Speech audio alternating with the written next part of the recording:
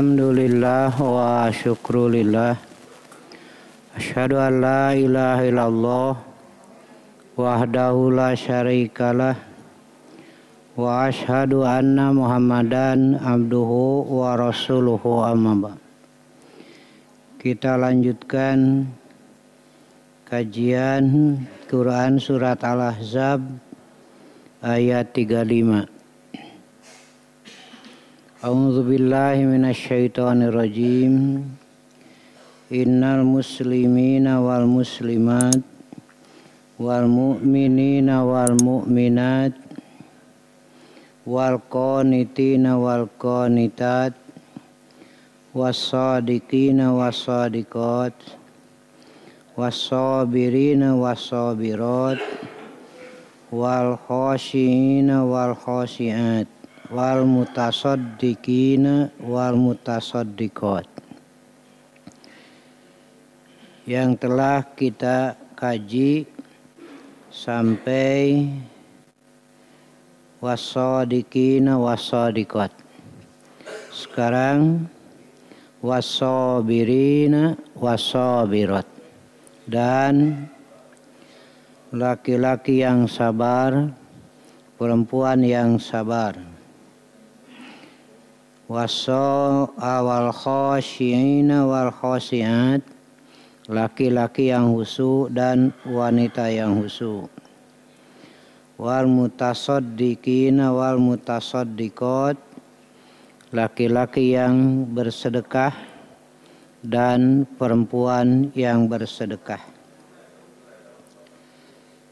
Wasabirina, sabar dalam melaksanakan ketaatan karena tidak sesuai dengan hawa nafsu. Sabar dalam menahan diri dari yang haram, karena yang haram sesuai dengan hawa nafsu. Karena itu definisi sabar adalah habsun nafsi amma tashtahi bihin nafsu. Sabar adalah menahan diri dari keinginan hawa nafsu dengan pertimbangan akal, pertimbangan syariat. Dalam melaksanakan ketaatan yang menjadi pertimbangan di sini akal dan syariat, karena tidak sesuai dengan hawa nafsu kebanyakannya. Contohnya sholat itu kan tidak sesuai dengan hawa nafsu. Kita menahan diri, kita laksanakan salat itu karena pertimbangan akal dan syariat. Satu, jadi sabar dalam melaksanakan ketaatan. Ketika kita sholat saja, kadang kita ingin segera selesai. Kita belum bisa merasakan halawahnya.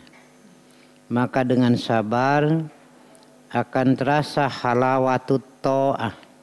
Halawah itu manis, kareut, itu akan bisa dirasakan setahap demi setahap dengan kesabaran. Sabar dalam menahan diri dari yang haram, karena yang haram menarik hawa nafsu. Walaupun senang, walaupun sesuai dengan hawa nafsu, tapi kita tahan karena tidak boleh, karena haram. Di pertimbangan syarak di sini. Dalam keterangan-keterangan di situ diterangkan, yaitu menahan diri dari yang haram, dari batas-batas yang ditetapkan oleh Allah agar tidak melanggar. Dan di sini perlu perjuangan. Perjuangan perlu kesabaran. jihadun nafsi atau mujahadatun nafsi. Kita melawan, kita berjuang mengendalikan hawa nafsu. Sabar ketika mendapat musibah. Yang paling utama sabar di sini ketika terjadi. Itu yang berat itu. Karena kalau sudah berselang waktu biasanya sok rada leler. Nah, rada berkurang tah waktu pertama itu. Indah sodmatil ula. Di situ nilai kesabaran itu. Ari geus rada lila mah geus loba nu ngupahan pan. Loba nu ngabejaan, loba nu nganasehatan, jadi rada leler gitu tah. Itu yang pertama itu. Indah sodmatil ula. Ketika mendapat musibah. Dan juga ketika mendapat kesenangan. Kita berpikir biasanya sabar ketika mendapat musibah dalam arti pahit. Tapi ketika mendapat kesenangan banyak yang tidak sabar. Akhirnya kesenangan menuntun kepada kedurhakaan. Nah, itu ya. Jadi menahan diri atas pertimbangan akal, atas pertimbangan syariat. Bukan menahan diri karena keur teu boga duit. Kan urang mah kitu sabar we. Keun baya ina wayahna tong judi dawuh duitna. Nah, tidak melakukan perjinahan karena sedang tidak ada uang. Itu mah bukan sabar no gitu mah. Ya. Wasabirina wasabirat. Begitu juga sabar dalam melaksanakan aktivitas hidup dan di situ kuncinya ketenteraman. Jadi ketenteraman itu kuncinya sabar. Di situ kuncinya orang bisa mendapatkan kualitas hidup. Sekarang saja banyak yang ngomong karena tidak sabar. Tidak ditimbang-timbang dulu. Ayeuna geus tamah riweuh deui bejana mah Menteri Agama cenah ngomongna ge. Ka mana weh? Ya. Disinilah ya kelihatan nilai kualitas hidup. Dengan kesabaran insya Allah itu akan muncul. Wal khosyiina wal khosyiat. Laki-laki yang khusyuk, wanita yang khusyuk dalam melaksanakan tugas dari Allah. Hudurul qalbi. Biasanya lapad khusyuk dinisbahkan kepada sholat. Karena memang dalam Al-Quran pun begitu. Apa khusyuk itu? Hudurul qalbi bis sholati. Hadirnya hati dalam salat. Ini kan bukan urusan mudah. Maca-maca pikiran tengilu. Ngadua pikiran mah tengilu. Nah da geus apal we situ. Nelenyeng we pan sakapeung mah ari geus lila kakarasada rek tahiyat keur nangtung. Nah, gitu. Karena tidak hadir itu hati. Jadi apa khusyuk itu? Hudurul qalbi fis sholati. Khusyuk dalam salat adalah hadirnya hati dalam salat. Ini tidak bisa full ya. Sebagai manusia lah kita akui. Timimiti nepi ka geus hate ngilu itu jarang. Kadang-kadang hate teh pan teu ngilu. Maca ngereyeuh malah ngadua hate teu ngilu. Itu kan dalam salat bacaan itu banyaknya doa kan, hampir semuanya.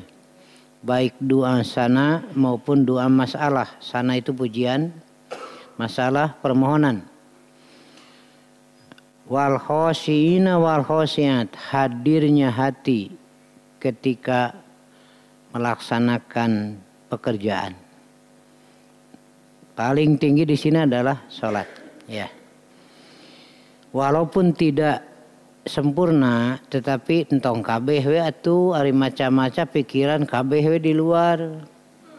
Nah, dari awal coba kembalikan. Belajar fokus ya. Ini agak sulit ini. Saya rasakan sendiri begitu.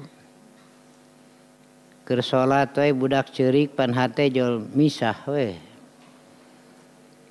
Keur salat wae aya suara motor tarik ngomong di we hate teh ngilu.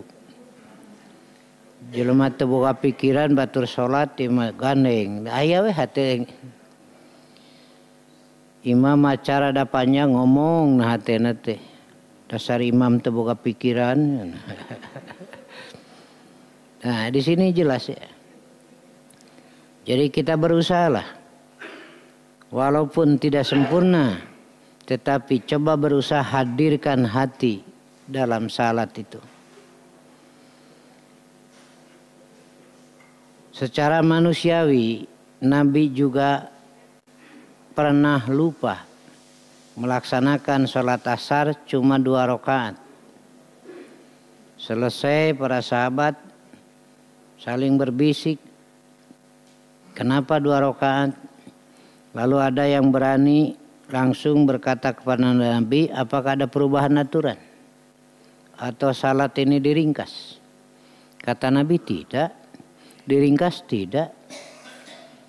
Tapi barusan Anda sholat 2 rakaat. Lalu Nabi menambah 2 rakaat lagi dan sujud sahwi. Jadi sujud sahwi itu dalil bahwa untuk hadirnya hati secara sempurna sulit itu. Hese tuluy aya latihan husu pernah itu. Dilatih kumaha carana sangkan salat husu. Iya betul dalam pelaksanaan sholat nanti gitu we. Nu kabayangkeun teh latihan husu. Iya. Apakah ada latihan husu secara khusus? Tidak ada. Ya. Hanya kita usahakan walaupun tidak sempurna tapi jangan sampai tidak ada dari awal sampai akhir. Kemudian husu dalam berdoa. Dalam hadis diterangkan Allah tidak akan mengabulkan doa yang disertai dengan hati yang lalai.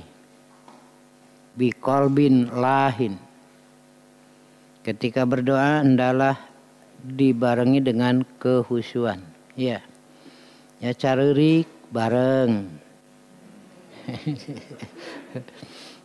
Ini rekayasa. Aya ceurik direncanakeun. Ke tanggal sakitu urang ngayakeun acara muhasabah bersama, doa bersama, ceurik bareng. Nah, ya ceurik direncanakeun itu. Ya. Tidak seperti itu ya. Tetapi ketika salat, ketika berdoa di dalam salat saja menangis itu tidak membatalkan wudu, tidak membatalkan salat. Kalau di luar salat berdoa menangis silahkan. Barisaan jauh ceurik weh. Hari ngaduaan teh. Apa betul ini menangis? Ya. Ketika kita salat, ketika kita sujud lalu berdoa dan spontanitas nangis itu tidak membatalkan salat. Rasul juga kadang beliau nangis. Umar bin Khattab juga kadang beliau menangis ketika salat. Dan ini dalil nangis tidak membatalkan salat. Tapi ulah direncanakeunnya. Cek saya lakina ka pamajikan mah engke urang ceurik bareng yeuh. Aduh. Nangis berjamaah. Ada yang lapor kepada saya, Ustadz abdi ngiringan tengah peuting cenah. Yaitu muhasabah. Nah dua tuluy nangis babarengan meniraos cenah Ustadz.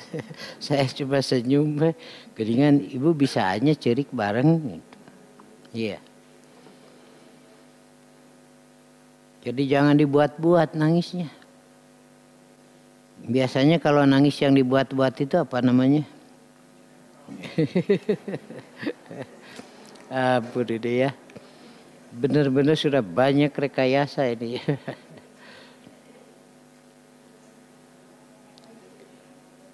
Wal mutasaddiqina wal mutasaddiqat.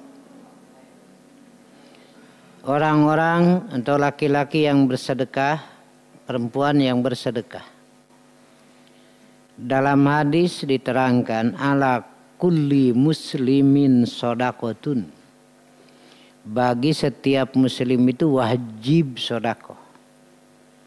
Wajib itu. Apakah sedekah dengan ilmu, dengan tenaga, dengan harta?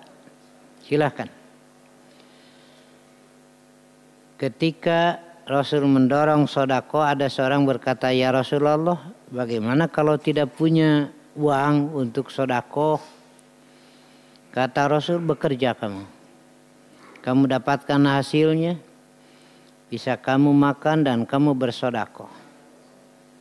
Bagaimana kalau tidak ada?" Rasul mengatakan, "Tahan diri kamu dari yang haram. Tahan diri kamu dari kejahatan, itu sedekah. Amsik nafsaka anisyar." Menahan diri dari kejahatan itu sedekah. Karena telah menyelamatkan orang lain. Malah saya sering menyampaikan, andaikan satu hari saja ditetapkan hari jujur, tong sadunya sa Indonesia berapa triliun uang yang bisa diselamatkan dari tangan-tangan jahat. Jadi kejujuran adalah sumbangan besar untuk pembangunan bangsa dan negara. Jujur itu nilainya sangat besar. Katanya sekarang jujur itu nilai plus. Sama kayak nilai plus hese waktu gitu. Ada kalanya kan lingkungan. Ada kalanya juga pekerjaan. Yang mendorong untuk melakukan ketidakjujuran. Malah ada kalanya jangankan di kantor, jangankan di luar, di rumah sendiri jujur tidak mendapat dukungan. Itu ya, yang paling berat itu. Jika di rumah saja tidak mendapat dukungan jujur teh, malah menjujur teh dicarekan. Contoh nawe, lamun ibu ditanya ku bapak mah artos aya kene, anger ngajawabna seep. Budak menyahun aya kene, cek budak teh mah tong ngabohong, didegungkeun budak teh pan. Cicing nyaho naon ieu mah siasa. Siasa, matak siasa mah kana duit teh kaituna teh. Jadi budak teh jujur teh salah. Tuluy teh nepi ka gede, nepi ka jadi pamimpin, nah da teh jujur da ti budak kene dicarek. Mutasaddiqina wal mutasaddiqat, bersedekah, dan sedekah itu dari kata saduqa adalah bukti kejujuran iman. Begitu. Jadi bersedekah dengan harta, bersedekah dengan tenaga, bersedekah dengan ilmu, malah bersedekah dengan wajah yang berseri, wajah yang membangkitkan semangat hidup. Eta teh sodako. Lain hartina kudu senyum wae. Malah untuk kaum perempuan jangan senyum sembarangan orang. Kabeneran weh kena kalalaki nu gering hatena riweuh jadi. Iya. Jadi hendaklah memiliki wajah sedekah. begitu istilahnya. Wajah sodako itu adalah wajah yang membangkitkan semangat hidup. Wajah sodako adalah wajah yang membangkitkan beramal baik. Jamun pangijeng banget eta terus kabayangkeun deh kahadean. Kabayangkeun teh lega dunya teh. Ieu masalah ki we rek balik ka imah ka sawe ku kurilingan heula. Ngadaguan peuting. Nah ngadaguan peuting geus kabayangkeun di imah wajahna samagaha. Ya itu wajah sodakoh ya. Pulang suami disambut dengan senyum, kantongnya dibawa oleh ibu. Nah, tanggal hiji. Dia tanggal 25 mah diantep we. Suami duduk di kursi, laan sepatuna, laan kaos kakina ke ibu. Lalu ibu berkata, "Bapak bade tuang, bade istirahat, bade ibak." Nah, itu. Dupi bojo bapak di dia kitu henteu. Borora.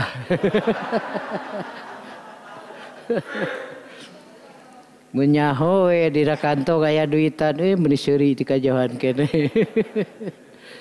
Iya. Inilah ya. Jadi sodakoh bukti kejujuran dari iman. Karena itu sodakoh bisa dengan ilmu, dengan tenaga, dengan harta, dengan jasa silahkan. Begitu. Dan Allah tidak akan menghinakan orang-orang yang mau berbuat kebaikan. Ketika Muhammad diangkat jadi nabi, rasanya masgul sekali, berat sekali. Karena baru mendapatkan hal ini. Lalu pulang, minta diselimuti. Lalu Khadijah berkata, "Kala tidak akan apa-apa." Teu nanaon geus. Eta hebat teh Khadijah. Allah tidak akan menghinakan engkau. Allah tidak akan membuat engkau bersedih. Kenapa? Karena engkau selalu melakukan kebaikan. Membantu orang yang perlu bantuan. Menanggung kesusahan orang. Nah begitu kata Khadijah. Ketika Muhammad diangkat jadi nabi. Jadi Muhammad sebelumnya juga bagus.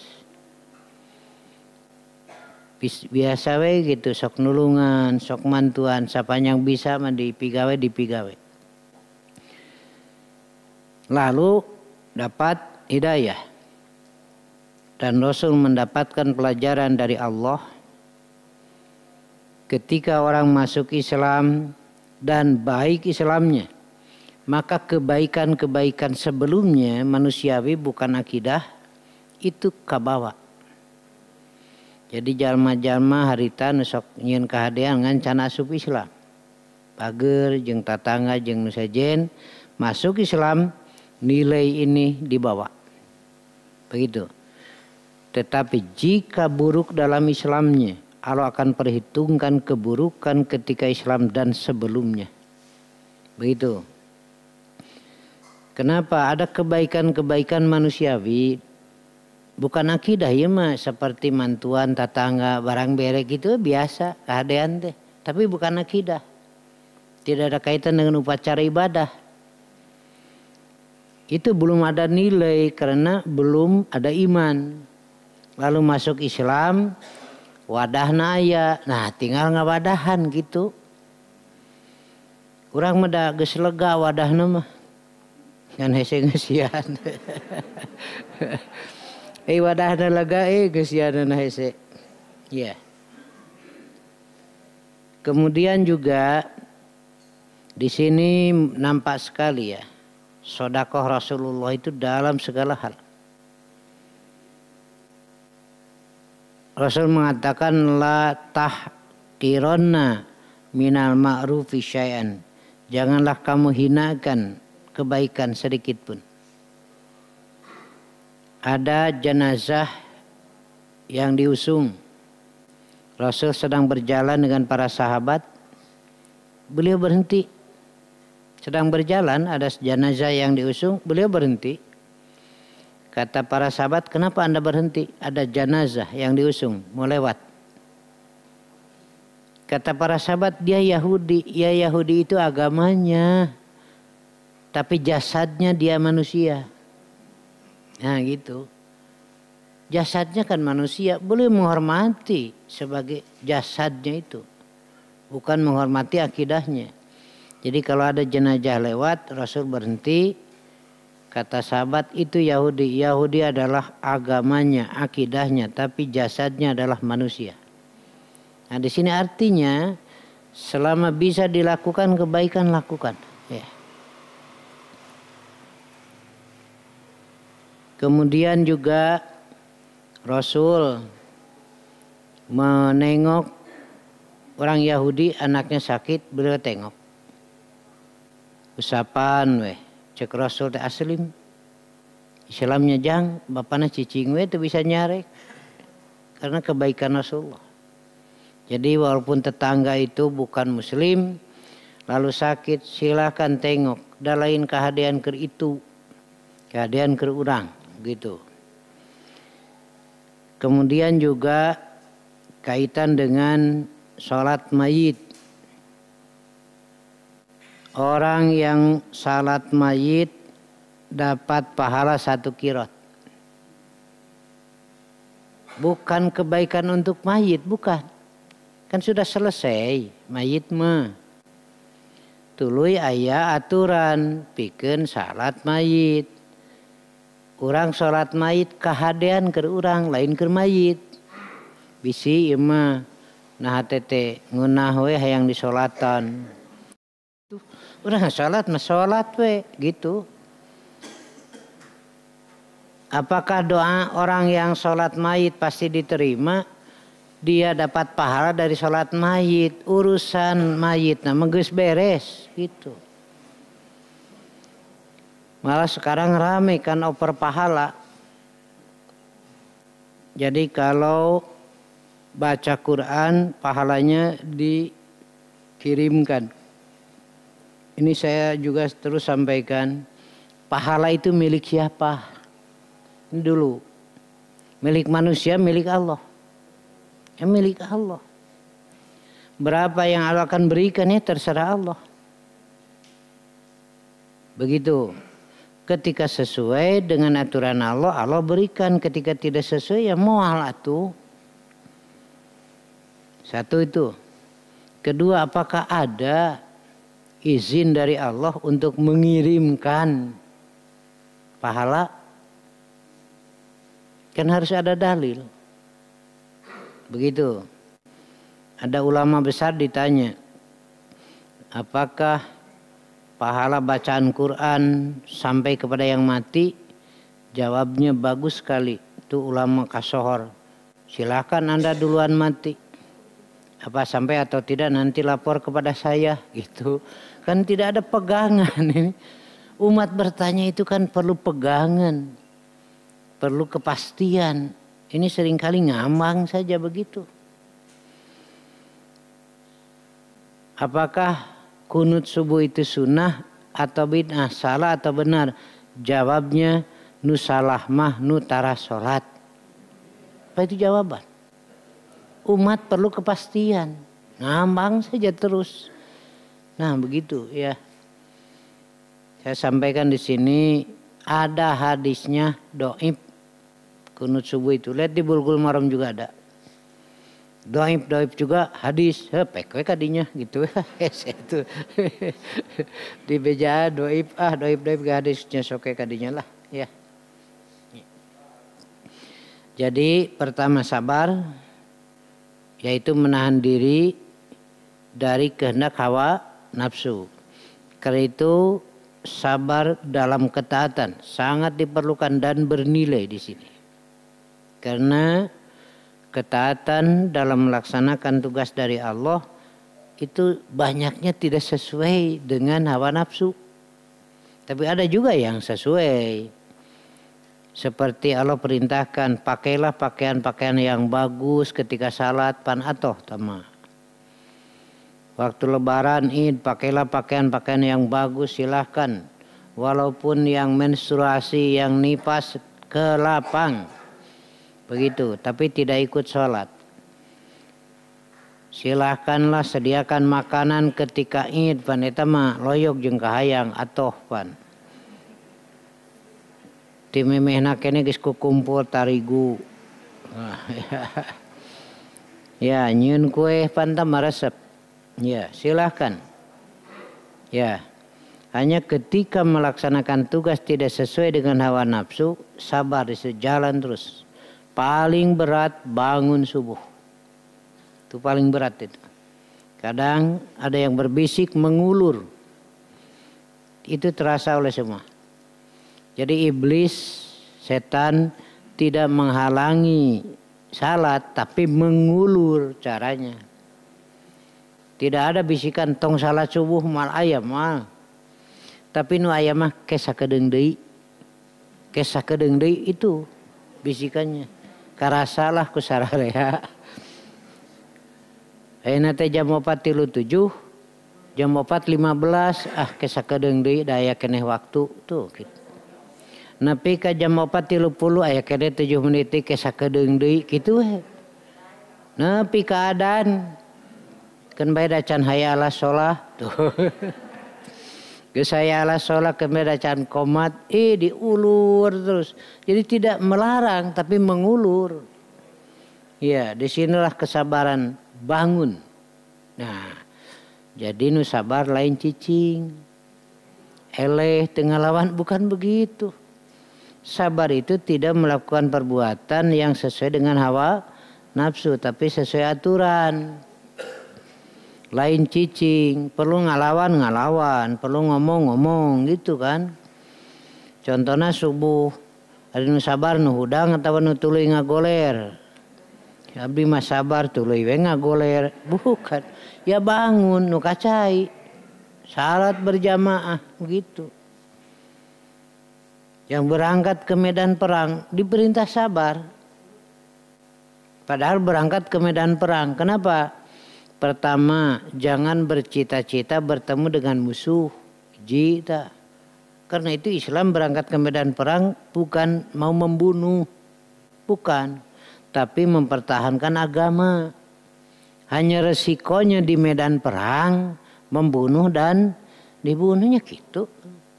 Dan sudah di medan perang tidak boleh kabur. Haram hukumnya. Tapi sengaja dari rumah berangkat niat membunuh. Itu salah. Tapi niatnya menegakkan kalimah Allah. Walaupun di medan perang. Nah begitu. Ini perlu kesabaran. Ketika Rasul tempatkan di bukit Uhud itu ya. 50 orang pemanah. Nah di situ kan enak itu. Musuh datang sudah dihantam dari atas oleh pemanah. Kemudian setelah kelihatan musuh kalah, banyak barang-barang ghanimah di bawah. Tidak tahan. Tidak taat pada komando, tarurun. Paboro-boro karena ghanimah. Akhirnya tempat strategis kelihatan oleh musuh. Ini direbut tempat strategis, rusaknya di situ. Karena tidak sabar untuk menahan, menerima komando. Cicing, can aya perintah turun cicing. Nah begitu. Ini melihat, merasa sudah menang, melihat ghanimah, langsung turun. Rusaknya di perang Uhud karena tidak sabar di medan perang. Nah begitu ya. Dan ini masih banyak. Saya sengaja bab salatnya dulu. Nanti sabar dalam memimpin. Sangat penting sekali. Sabar bagi pemimpin. Tapi bukan berarti diam. Ya. Tetapi jangan lakukan tugas kepemimpinan dorongan hawa nafsu. Ya. Ngomong, bukan sekedar ngomong didorong oleh hawa nafsu, timbang-timbang dulu.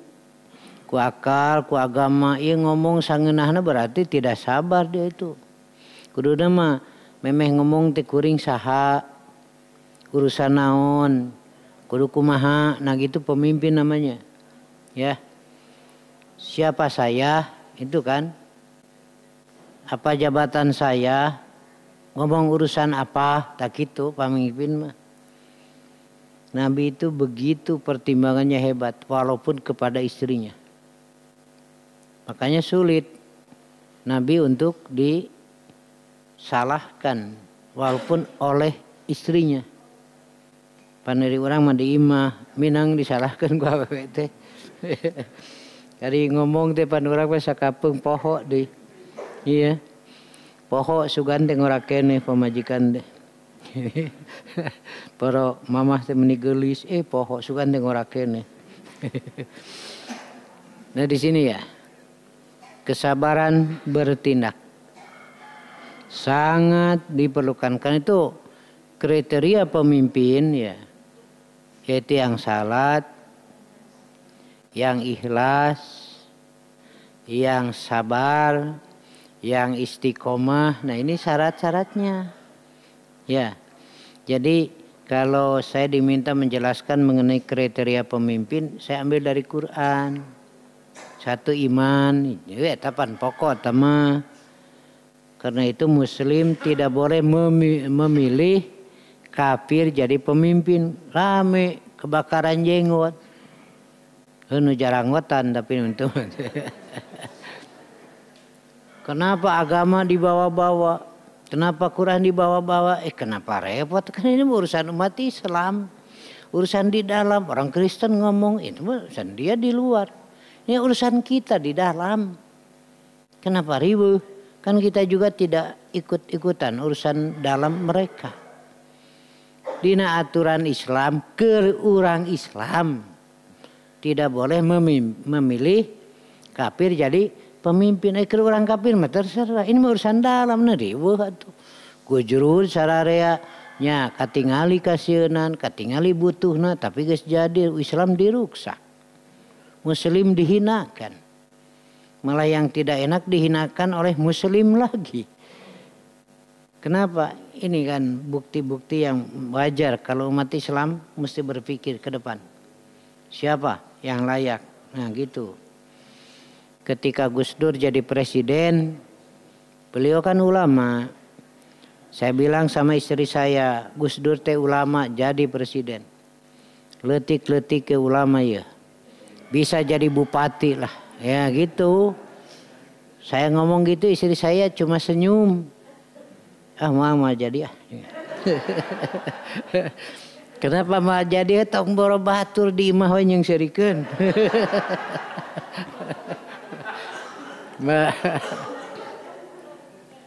Ini kan perlu kesabaran, perlu kejujuran. Saya berpikir sekarang kenapa sih suara umat Islam dimanfaatkan oleh kubatur itu. Makanya kita sampaikan sekarang. Muslim tidak boleh memilih kafir jadi pemimpin ini dulu. Supaya ditanamkan. Nah cenah mama agama iya mah urusan di jero. Untuk orang kafir mah terserah. Ini kan di dalam. Ada aturan kalau masuk masjid baca Allahumma nu rek asup ka masjid teh mah riweuh teuing.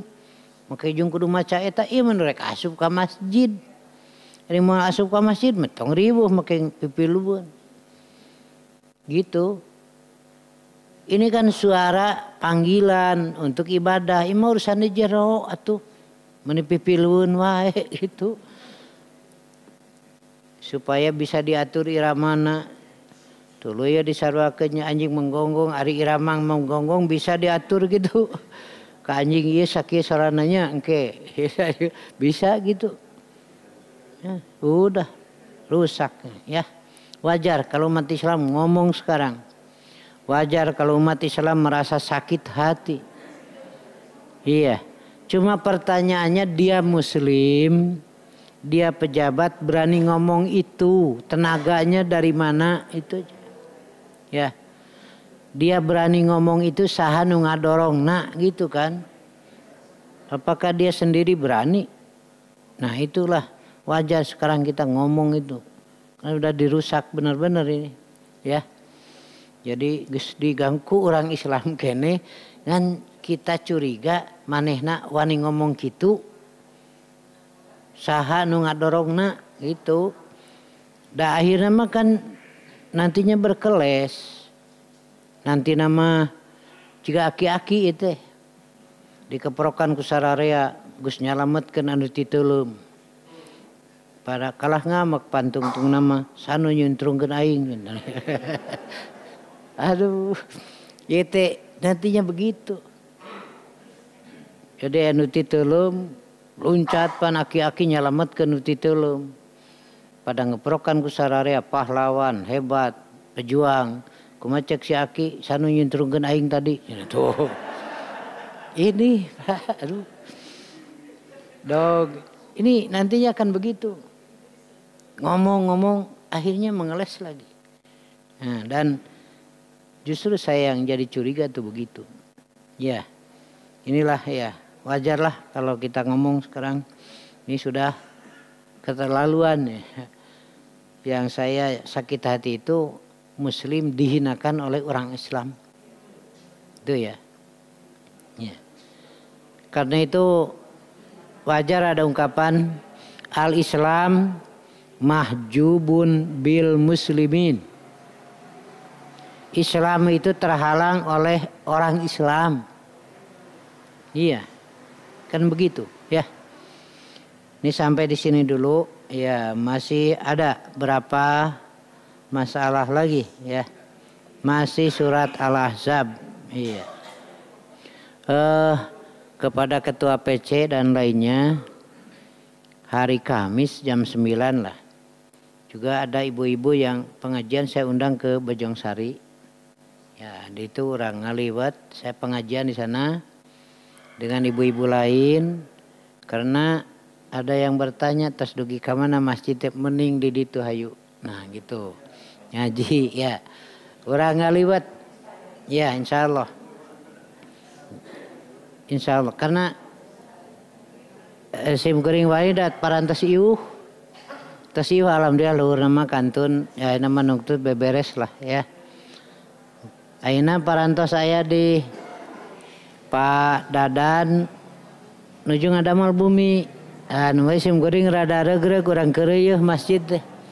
Ari ti payun ngahaja diperlambat mari saha nu nyepang kunci. Mun saha wae riweuh masjid mah. Taina Dadan nuju ngadamal bumi teras didorong malah kusen pamasian cek sim kuring sok pake keur imah mah cocok lah. Ya gitu. Jadi alhamdulillah urang ngeureueuh deui tos ieuh nu teu acan uninga. Kedua saya sampaikan saya terima amanat mimitina 14,5 tumbak. Tuh ya digeser karena lebih merenah jadi 22. Terus di sertifikatnya 22. Jadi saya tambah 7,5 tumbak ya. Tuh dari uang amanat itu. Geus diukur kamari ketua panitia teh ngahajakeun pisan.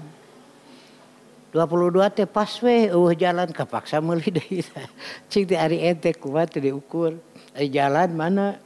Ya beli lagi 2 tumbak lah. Masjid itu jadi semuanya 24 tumbak. 22 untuk bangunan, yang 2 untuk jalan dan sudah disiapkan sepiting yang besar. Dengan dibeton, perkiraan saya itu harus puluhan tahun untuk masjid dan sekelilingnya. Nah gitu ima sakadar meningakeun KPC painten. Jadi tanah teh 22, tamih jalan 2 tumbak. Tak gitu painten. Insyaallah orang ngeureueuh bade direngsekeun. Oh gitu. Ya, mangga tuh. Tak kitu weh. Bila anu bade ngiring Kemis hadir jam 8. Make jeung riweuh maraker sangu mali carek. Ya.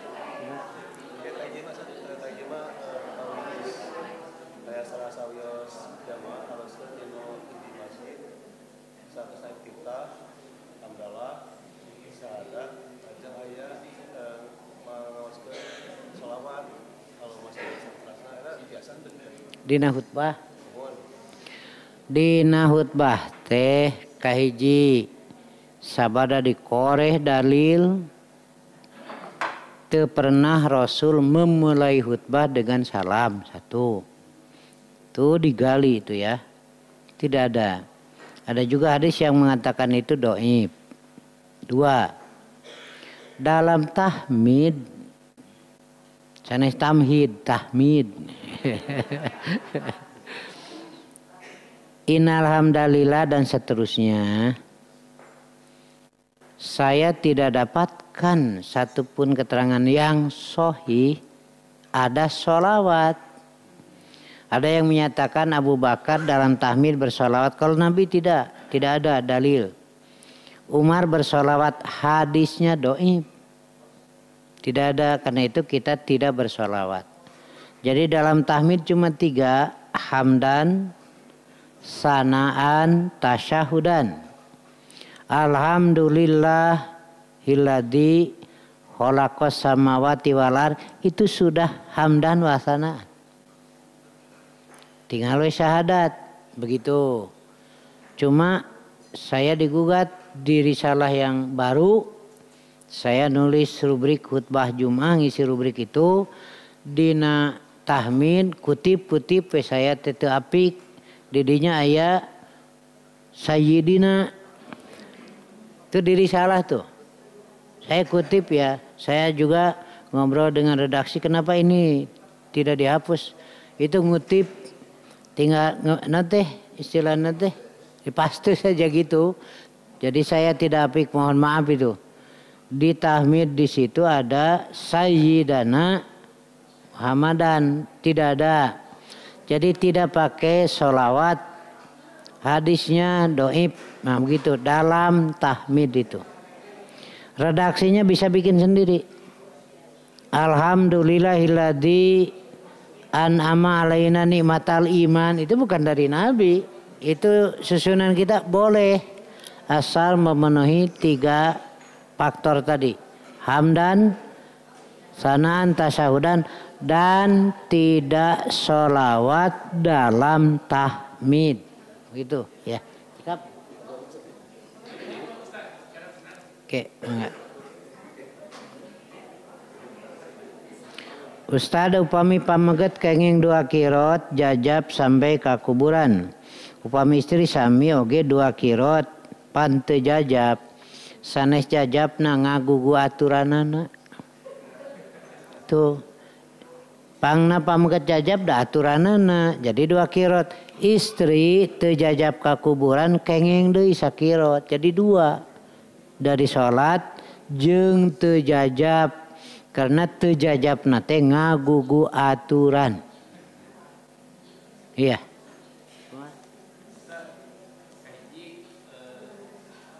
Orang yang bunuh diri apakah disolatkan? Itu yang satu. Lalu yang kedua, orang yang berjudi, mabuk ataupun zina begitu meninggal apa wajib disolatkan? Iya. Yang pertama orang yang bunuh diri muslim ya. Muslim bunuh diri. Apakah wajib disolatan? Ketika ada jenazah yang bunuh diri dibawa ke Nabi, Nabi tidak mensolati. Nabi tidak menyuruh, sahabat tidak melarang. Beda dengan kasus yang punya utang, tidak ada untuk membayar, tidak ada yang bertanggung jawab. Nabi menyuruh kepada sahabat, tapi Nabi tidak mensolati. Sallu li sahibikum leos we. Tapi kepada yang bunuh diri, Nabi ngaleos, teu nyarek, teu miwarang. Jadi kalau pemimpin tidak ikut mensalati, ya sebagai pendidikan bagi yang lain. Ya.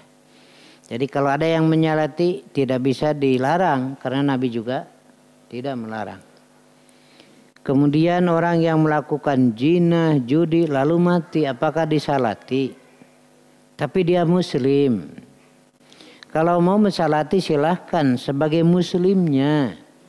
Urusan maksiat dosanya nanti dengan Allah itu tanggung jawabnya. Ya. Tapi kalau merasa tidak berkenan tidak apa-apa. Tidak mensalati juga. Ya. Tapi harus ada yang ngurus. Jangan sampai tidak ada yang ngurus. Ya. Lalu yang lain tidak berkenan karena tahu sehari-harinya seperti apa. Kalau tidak ikut boleh saja, nggak apa-apa. Ya. Ya.